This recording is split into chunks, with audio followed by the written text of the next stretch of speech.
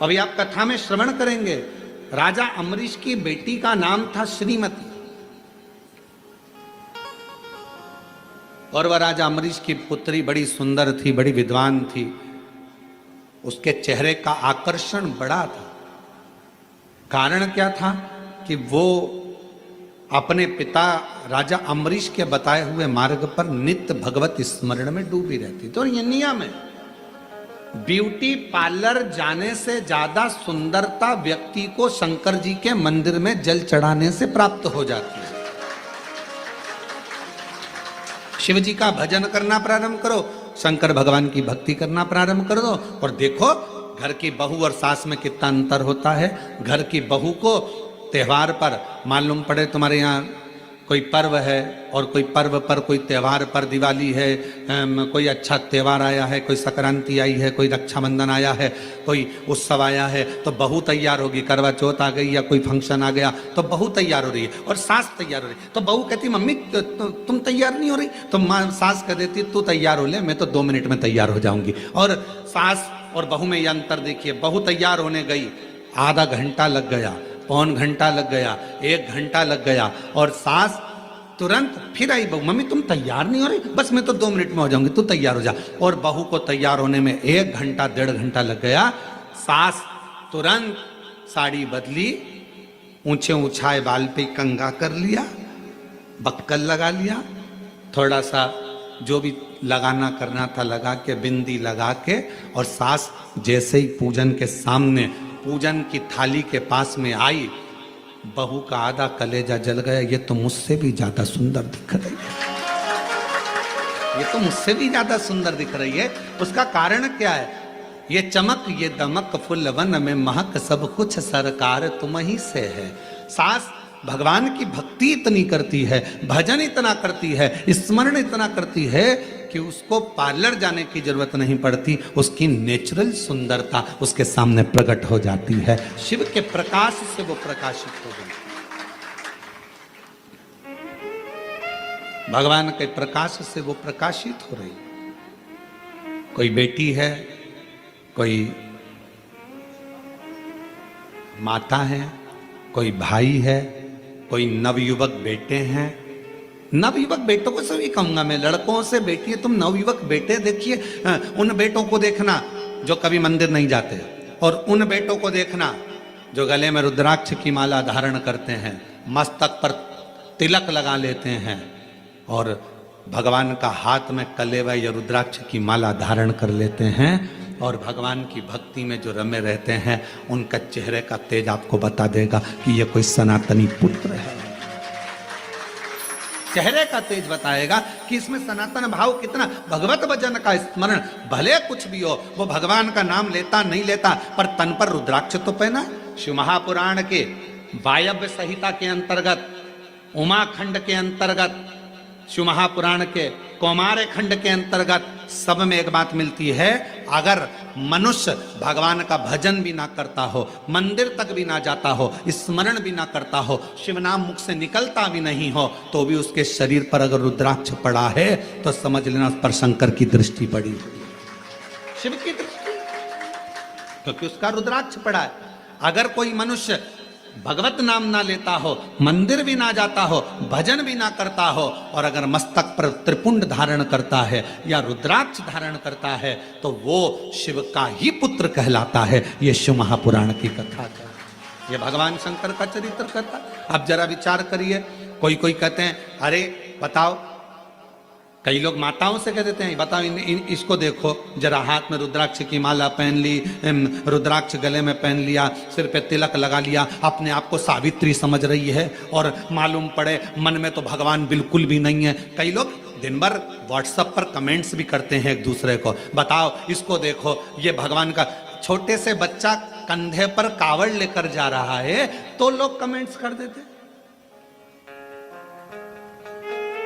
और कमेंट्स करने वाले कोई दूसरे नहीं होते, अपने ही होते हैं। छोटा सा बच्चा कावड़ लेकर चला तो लोग कह देंगे बताओ ये बनेगा क्या, ये ऐसा करेगा क्या, ये वैसा करेगा क्या। अरे उस बच्चे को धन्यवाद दो, तुम्हारी औलाद से अच्छा है, कम से कम सनातन धर्म की ध्वजा को तो आगे लेकर चल रहा है। जिनका बाप दिन भर बैठकर मोबाइल पर कमेंट्स करता है, गलत गलत विचार लिखता है, तो उसकी औलाद भी ऐसी ही पैदा होती है। कम से कम एक सनातनी कंधे पर कावड़ लेकर, एक सनातनी कंधे पर कावड़ धारण कर कर, एक छोटा सा बच्चा कंधे पर कावड़ धारण कर कर चल तो रहा है, और दुनिया के लोग उसको कह रहे ये कोई डॉक्टर बनेगा, ये इंजीनियर बनेगा। अरे भारत की भूमि का गौरव रहा है, अंतरिक्ष पर पहुंचने वाला भी एक सनातनी अपने मस्तक पर तिलक धारण कर कर जाता है।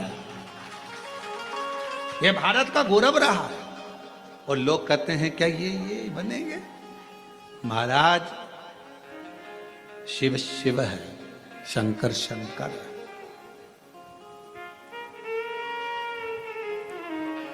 उस बच्चों को देखकर जो भगवत भजन कर रहे हैं, कई लड़के, कई बेटे रुद्राक्ष धारण करते हैं, माला पहनते हैं, कई लोग तिलक लगाते हैं, कई लोग त्रिपुंड लगाते हैं, कई लोग जटा धारण कर लेते हैं।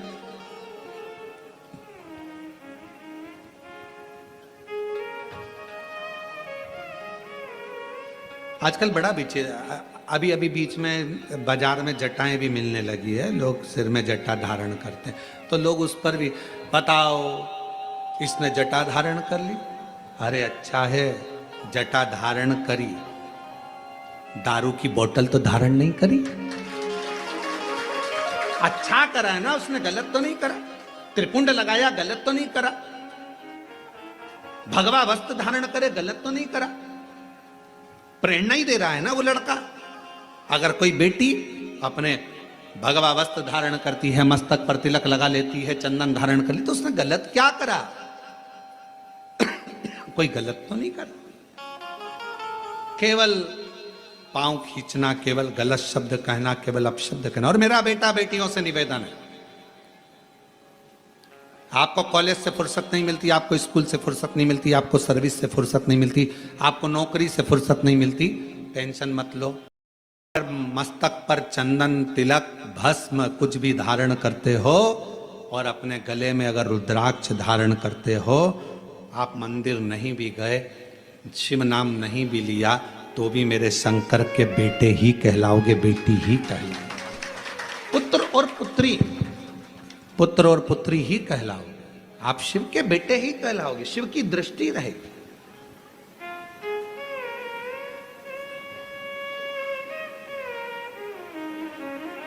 टिटहरी देखिए, टिटहरी, अब यहां क्या बोलते हैं हमको नहीं मालूम।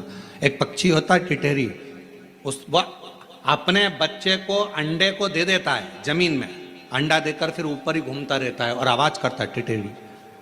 जैसे ही तुम्हारी गाड़ी गई ना, वैसे उसने आवाज करना प्रारंभ करा। जैसे कोई निकल कर गया ना, टिटहरी आवाज करना प्रारंभ करती है। वो टिटहरी पक्षी बच्चे को जन्म देती है, पृथ्वी पर उड़ती है ऊपर, ध्यान रखती है। मछली अपने बच्चे को जन्म देती है, अंडे के पास मछली कभी नहीं जाती, केवल अपनी दृष्टि से देखती रहती है, और अंडा पक जाता है, बच्चा पैदा हो जाता है। टिटहरी अपने शब्द से बच्चे को पैदा कर देती है, जन्म दे देती है, उस बच्चे को, अंडे को, बच्चे को पोषित करती है केवल देखकर, केवल देखने पर। और शिव महापुराण की कथा कहती है, आपके गले में अगर रुद्राक्ष पड़ा है, मस्तक पर यदि तिलक लगा है, तो मेरा शंकर भगवान भी आपको देख देख कर, जैसे टिटहरी अपने बच्चे को अच्छा कर देती है, मछली देखकर अपने बच्चे को अच्छा कर देती है, मेरा शंकर भगवान आपके गले में रुद्राक्ष है, मस्तक पर तिलक है। मेरी बेटा बेटियां, जितनी मेरी जीजियां, जितने मेरे जीजा, कोई तुमसे कहे महिला को रुद्राक्ष नहीं पहनना चाहिए, उससे पूछ लेना कहाँ लिखा। कोई तुमसे कहे महिला को शंकर की आराधना नहीं करना चाहिए, उससे पूछ लेना कहाँ लिखा। क्योंकि शिव महापुराण में एक एक चीज लिखी है कि माता हो, मनुष्य हो, गंधर्व हो, किन्नर हो, अप्सरा हो, गंधर्व हो, चाहे पशु हो, पक्षी हो, नाग हो, कोई भी हो, पितर हो, सबको शंकर भगवान के पूजन का अधिकार भगवान शंकर ने दिया है। ब्राह्मण हो, क्षत्रिय हो, वैश्य हो, शूद्र हो, कोई भी हो, शंकर भगवान के पूजन का अधिकार शंकर भगवान ने सबको दिया है। कोई ऐसा बच्चा ही नहीं जिसको अधिकार शिव ने नहीं दिया।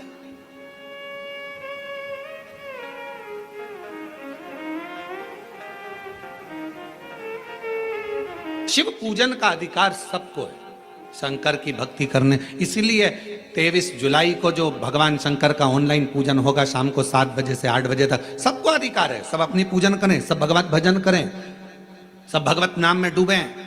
1 घंटा शाम को 7 बजे से 8 बजे तक अपने पार्थिव शिवलिंग का निर्माण कर कर भगवान की अविरल भक्ति को धारण करो कि मेरे घर में मेरा कुबेरेश्वर महादेव आया है, मेरा शिव आया है। सबको अधिकार। हम दूसरे का दोष क्यों देखें? हम दूसरे के भावों को क्यों, गलत विचारों को क्यों? राजा अम्बरीश की बेटी थी श्रीमती, जो अपने पिता के बतलाए मार्ग पर चलती थी, पिता के अनुकूल रहती थी। कभी पिताजी ने यह नहीं कहा कि तुझे भजन करना पड़ेगा, कभी पिताजी ने यह नहीं कहा कि तुझे कीर्तन करना पड़ेगा। 2 तरह की बाथरूम होती है, जो बाथरूम बनती है जिसमें अपन लोग स्नान करते हैं, 2 तरह की होती है। वॉशरूम 2 तरह का होता है। एक वॉशरूम में नहाते से ही पानी पूरा की पूरा नाली में चला जाता है, और दूसरी वॉशरूम ऐसी रहती है उसमें नहाने के बाद पानी भरा जाता है। भराने के बाद उसको वाइपर से निकालो, झाड़ू से निकालो, झाड़ो, तब जाकर झाड़ झाड़ झाड़ झाड़ तब जाकर वो पाइप में जाता है, तब जाकर वो पानी बाहर निकलता। बोलो सही है कि गलत है? एक वॉशरूम बनी जिसमें नहाते से ही पानी गटर में चले गया, नाली में चले गया, पाइप में चले गया, और दूसरी वॉशरूम जिसमें से पाइप में, और ऐसा नहीं कईयों के घर में होगी, रोज नहाने के बाद झाड़ू से निकालना पड़ता है, पानी को निकालना पड़ता है। अब 2 तरह की वॉशरूम बनी है, एक का पानी अपने आप जा रहा है और एक का पानी झाड़ू से झाड़ कर ले जाना पड़ रहा है। उसी तरह 2 तरह के मनुष्य होते हैं। एक जन्म लेने के बाद उसका मन भगवान की भक्ति में लग जाता है, और दूसरा मनुष्य ऐसा होता है जिसको झाड़ झाड़ कर ले जाना, चलो तो कथा में, चलो तो मंदिर, चलो तो भजन में, चलो तो झाड़ झाड़ कर ले जाना पड़ता है। पर कितना भी ले जाओ, थोड़ा देर झाड़ोगे फिर वो पानी वहीं की वहीं बाथरूम में फिर अड़ गया, फिर फंस गया, फिर निकालो झाड़ू से। ऐसे 2 तरह के लोग हैं। एक का मन सीधे कथा सुनी और मन लग गया पशुपति व्रत करूंगी मम्मी, एक का मन लग गया मैं मंदिर जाना चालू करूंगा, मुझे मंदिर जाना है, मन लग गया शिव जी का श्रृंगार करूंगा। एक का मन अपने आप लग जाता है और दूसरे का मन लगाना पड़ता है, चल चल चल चल। समझ लेना बाथरूम का पाइप गड़बड़ नहीं है, पाइप तो अच्छा है पर ढाल ठीक नहीं है। ये जब पैदा हुआ ना, इसका ढाल ठीक नहीं है, ये ढाल गड़बड़ हो गया, संस्कार नहीं मिल पाए श्रेष्ठ, इसका ढाल ठीक जा नहीं।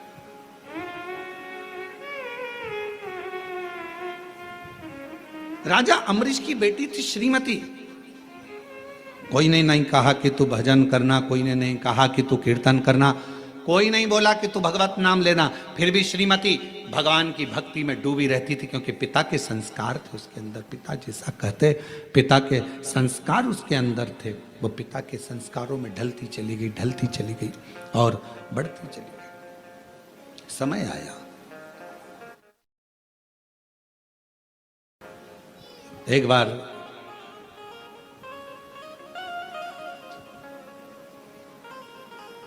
देवऋषि नारद और देवऋषि नारद के भांजे पर्वत मुनि दोनों भ्रमण करते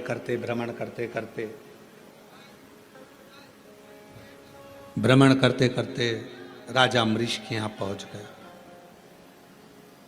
और राजा अम्बरीश के यहां पहुंचे, राजा अम्बरीश के घर पर जब पहुंचे, बैठे,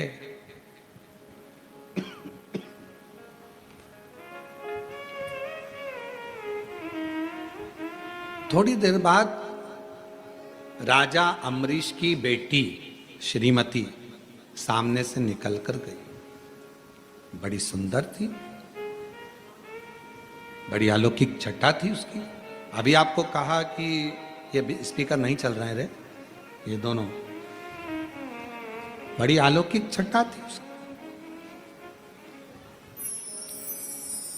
अभी आपको कहा कि भजन का जो बल होता है, भजन का जो क्रम होता है, भजन का जो स्मरण होता है, वो अपने आप में सुंदरता देता चले जाता है, अपने आप। और फिर वही बात है, ये चमक ये दमक फुलवन में महक सब कुछ सरकार तुम्हीं से। ये उसकी चमक से हम चमक रहे हैं, उसकी चमक से।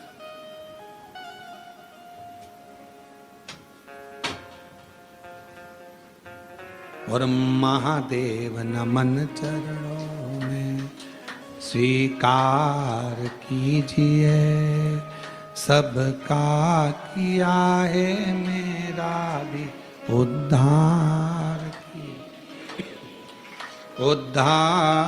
कीजिए। है त्रिपुंडधारी, है त्रिशूलधारी, है त्रिपुंडधारी, है त्रिशूलधारी।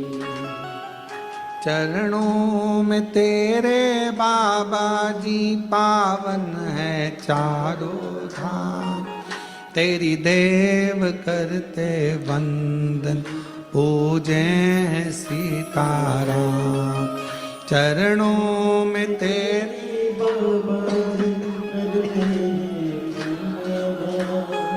तेरी देव करते वंदना पूजे हैं सीताराम।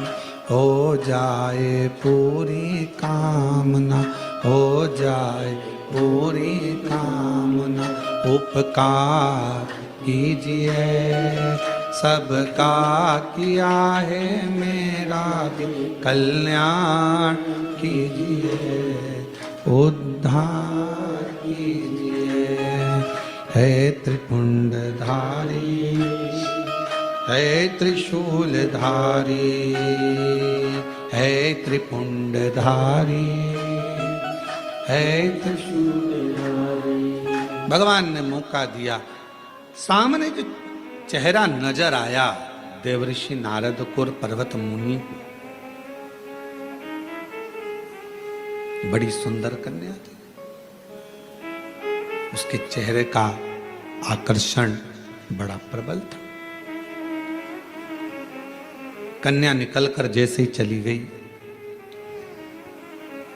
थोड़ी देर बाद देवऋषि नारद ने पूछा राजा अम्बरीश जी से, ये इतनी सुंदर कन्या किसकी है?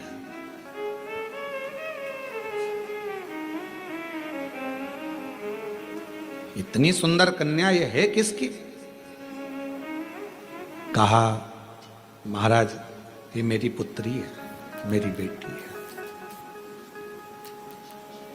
मेरी पुत्री, ये मेरी बेटी है, मेरी पुत्री है। ठीक है। अब जैसे ही सुना कि ये मेरी पुत्री है, ये मेरी बेटी है, नारद जी ने,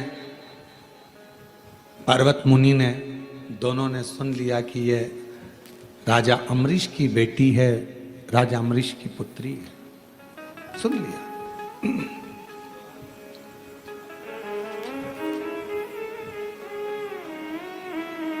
कुछ देर के बाद देवऋषि नारद ने राजा अम्बरीश को एकांत में जाकर, राजा अम्बरीश को एकांत में ले जाकर थोड़ी चर्चा करी, थोड़ी बात करी।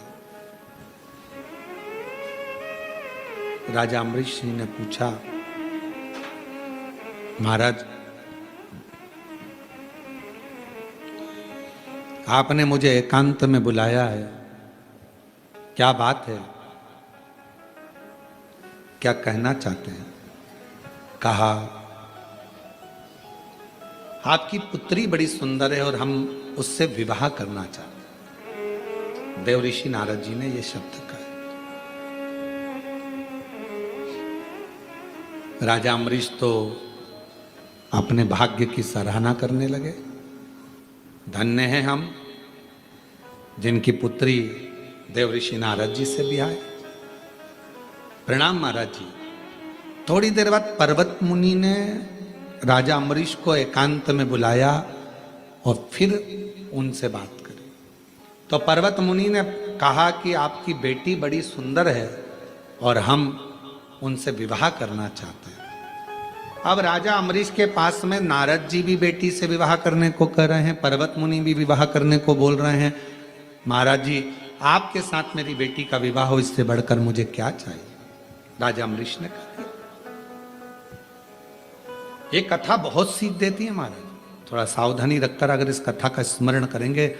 लिंग पुराण की ये कथा है, बड़ी सुंदर है महाराज। लिंग पुराण का यह पवित्र चरित्र है और लिंग पुराण के अध्याय नंबर 5 में पृष्ठ संख्या 586 में आप इसको पढ़ सकते हैं।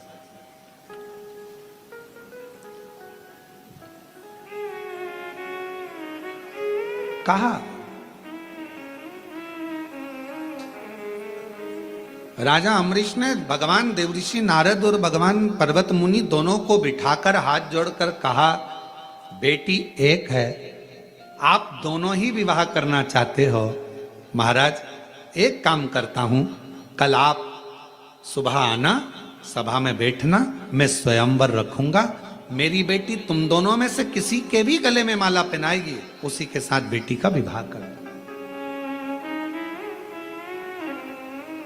अब दो ऑप्शंस थे ना उनके पास में, तो और दोनों मुनि है, एक देवऋषि नारद है तो दूसरा पर्वत मुनि है। दोनों तपस्वी हैं, दोनों साधक हैं, दोनों उपासक हैं।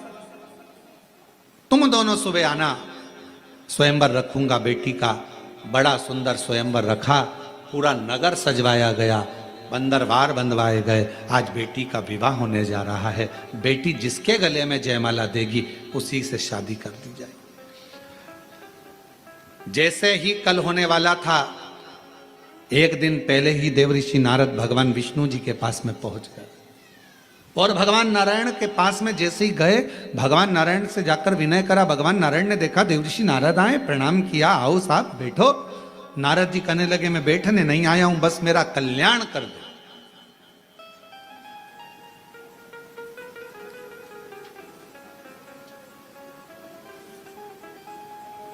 मेरा कल्याण कर दो, इतना ही चाहता हूं। भगवान विष्णु ने पूछा, क्या कल्याण चाहते हो? अब शब्द आया है, आप और हम सबके लिए इस कथा में आई है अपनी बात। क्या कल्याण चाहते हो?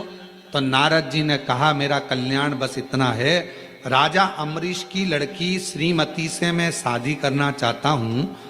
आप इतनी कृपा कर दो कि पर्वत मुनि है ना, उसका मुख बंदर का बना दो।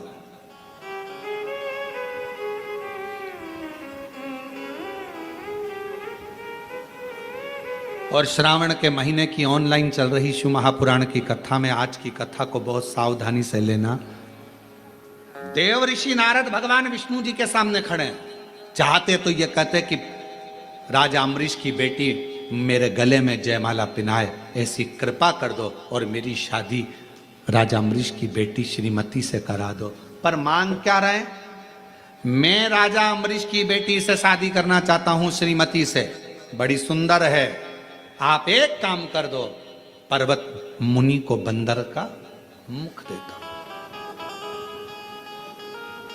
अब ईमानदारी से बोलो, खड्डा दूसरे के लिए खोदोगे तो उसमें सबसे पहले कौन गिरेगा? जिसने खोदा है वही। आप दूसरे के लिए गलत मांगोगे तो आपका ही बुरा होना। आप जितना दूसरे के लिए गलत सोचोगे, गलत विचार करोगे, गलत धारणा बनाओगे, गलत बात लेकर आओगे। कई लोग दिन भर बैठकर अंदर अंदर कुड़ते रहते हैं, बताओ बताओ कितनी आगे बढ़ गई, कितनी फैक्ट्री, कितनी दुकान, इसके तो बच्चे भी इसके कहने में चलते हैं। दिन भर कोसे, इसके यहाँ ऐसा हो जाए, इसका ऐसा हो जाए, इसका वैसा हो जाए। और मालूम पड़े उतना जितना दूसरे को कोसती है उतना ही बुरा खुद का होते चले जाता है और वो और उन्नति करती चली जाती है, वो और आगे बढ़ रहा है। जिसके लिए तुम गलत सोच रहे हो, जिसके लिए तुम गलत विचार कर रहे हो, वो और आगे बढ़ते चले जा रहा है और आगे चलते चली जा रही है, उसका और भला होते चले जा रहा है। तुम जितना जितना कोसोगे व्यक्ति उतना। अब यहाँ लिंग पुराण का ये चरित्र कह रहा है, देवऋषि नारद का राजा अम्बरीश का चरित्र कह रहा है। भगवान विष्णु के सामने खड़े थे, नारायण के सामने खड़े थे, चाहते तो दुनिया का सारा ठाट मांग सकते थे।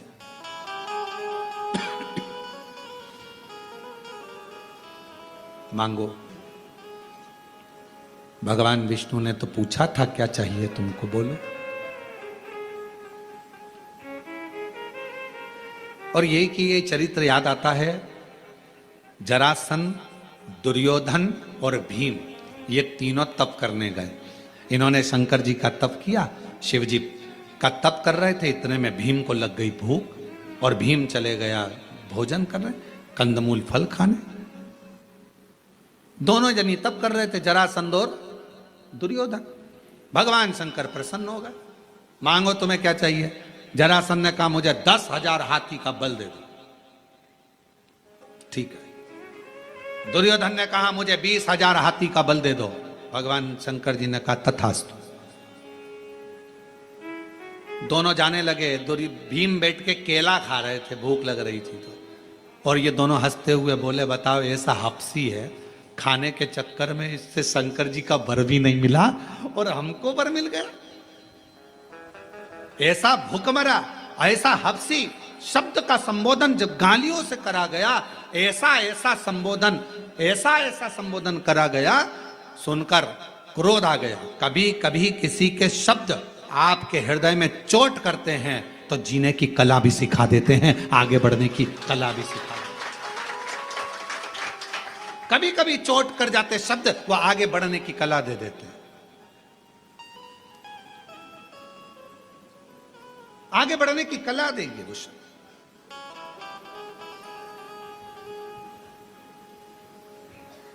भीम गए, तप करने बैठ गए। अब की बार भीम ने सोचा मैं शंकर जी का तप ही नहीं करूंगा, मैं पार्वती जी का करूंगा।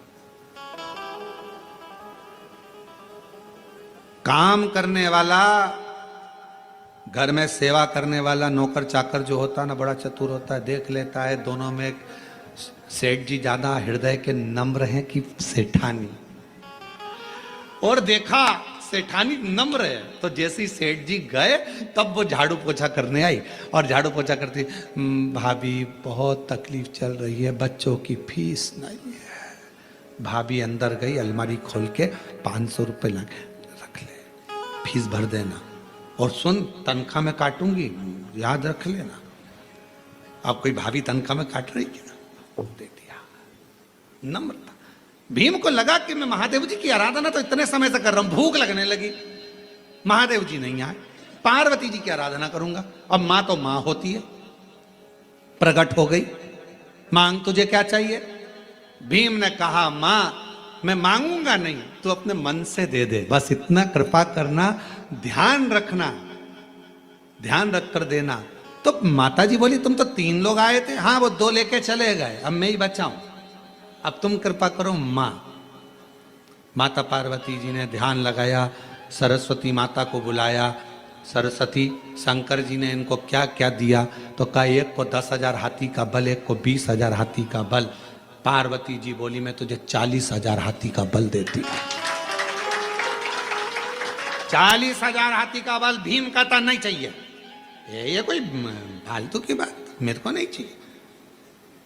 तो फिर 100,000 हाथी का बल नहीं चाहिए, मुझे तो वो दो मां जो मेरे दिल में है, बाकी का कुछ मत दो। सरस्वती माता को फिर बुलाया। पार्वती जी ने कहा इसके हृदय में क्या चल रहा है बताओ। तब सरस्वती ने कहा, तो पार्वती जी ने कहा ठीक है, हे भीम मैं तुझे वर देती हूं, जरासंध और दुर्योधन मरेंगे तो तेरे हाथ से मरेंगे, बस अब कुछ नहीं चाहिए, अब कुछ नहीं चाहिए। वो 20,000 40,000 हाथी का बल लेकर करूं क्या, अब मारना तो इन दोनों को। क्यों? क्योंकि एक ने मुझे खवड्डा कहा, एक ने मुझे हपसी कहा, एक ने मुझे गाली दी। जब अपशब्द कहा है तो उस गाली का जवाब देने का बल तो मुझे दीजिए, मुझे दीजिए। भगवान शंकर से जाकर जल चढ़ाते समय एक प्रार्थना जरूर करा करो, बाबा मुझे ऐसा बना देना कि दुनिया के लोग जो मुझे आड़ा टेढ़ा कहते हैं ना, उन सबका मुख चुप हो जाए, ऐसी करुणा। जो लोग मुझे आड़ा टेढ़ा कहते हैं, अपशब्द कहते हैं, गाली देते हैं, ताना देते हैं, कहते हैं ये जिंदगी में कुछ नहीं कर सकता, ये कुछ नहीं कर सकता, ये तो केवल एक लोटा लेकर बस योर वाले महाराज के कहने पर मंदिर मंदिर जाता फिर रही, मंदिर मंदिर जाती फिर रही, उसका जवाब मेरा बाप देगा, मेरा देवादिदेव महादेव देगा। मुझे इस लायक बनाना, कि इन सब के मुख चुप हो जाएं, इन सब के मुख चुप हो जाएं।